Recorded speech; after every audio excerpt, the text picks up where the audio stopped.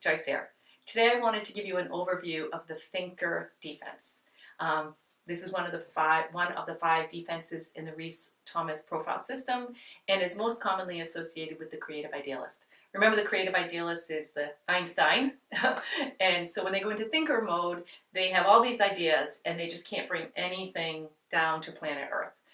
They're fearful. That's one of the qualities, that's one of the pain points. They have kind of nervous energy. They never feel quite secure here on Earth. So when you have a creative idealist that's gone into thinker defense, here's the way to help to guide them out. Number one, be in your core.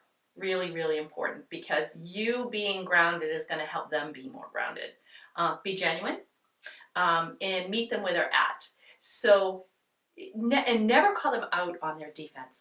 So their defense is going to have a million ideas and not getting anything done, and they're going to miss their deadlines. The worst thing you can do is call them out on their defense.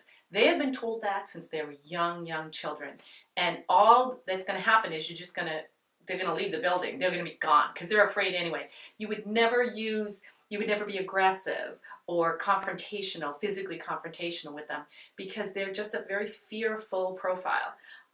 And so what you need to do is just to be really calm and to appreciate their ideas.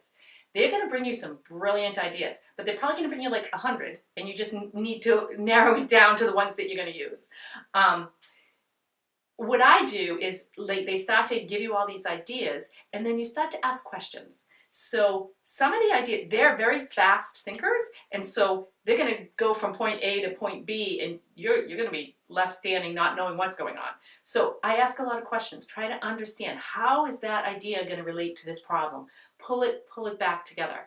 Another nice thing that I do is when they have a ton of ideas and they can't bring them, get them implemented, I'll pair them up with a knowledgeable achiever, because a knowledgeable achiever is a great implementer. So they don't particularly appreciate each other's profiles, but if you can get them to understand that they're the other half of the coin, then they're a great pairing, because you have these great ideas and then you have someone that's implementing. It's an excellent pairing. Another thing that they really like is they have quirky senses of humor. So if you're irreverent or goofy, now I'm kind of at an advantage here because I have a really weird sense of humor, and so I let my humor come out. And if I'm funny or quirky or odd, that relaxes them, and so then they come back into their body, and that they're in their core, and they are able to have communicate with you better.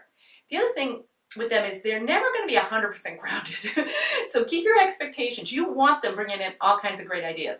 So they're never going to be 100% grounded, so don't expect that.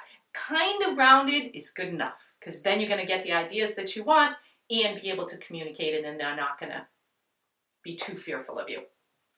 Grounding.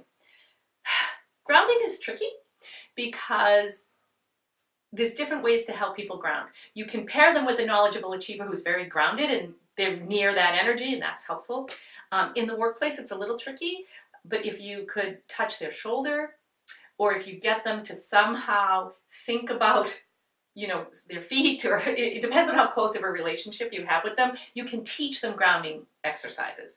But worst case, if you can't do anything like that because you don't know them well enough, or it's not that kind of organization, then ask questions, because asking questions is going to bring them back and help them get into their body and to ground. So at the end of the day, don't be aggressive, ask a lot of questions, and you'll get the most out of creative idealists. They're amazing. It's just, how do you get all those ideas out of them so that you can bring them and implement them in your business?